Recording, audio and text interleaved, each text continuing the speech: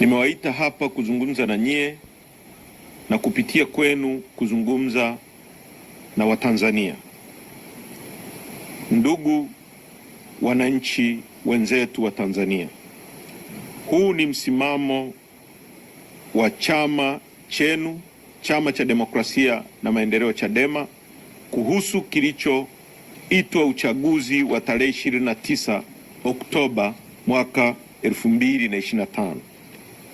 Msimamo huu umetokana na kikao cha kamati kuu ambao mimi kwa niaba ya kamati kuu ya chama nitausoma neno kwa neno mbele yenu. Msimamo wa Chadema kuhusu uchaguzi batili wa tarehe 29 Oktoba mwaka 2025 na kilichojiri baada ya hapo. Namba moja, uchaguzi wa tarehe 29 Oktoba 2025 ni batili na matokeo yake yote lazima yafutwe.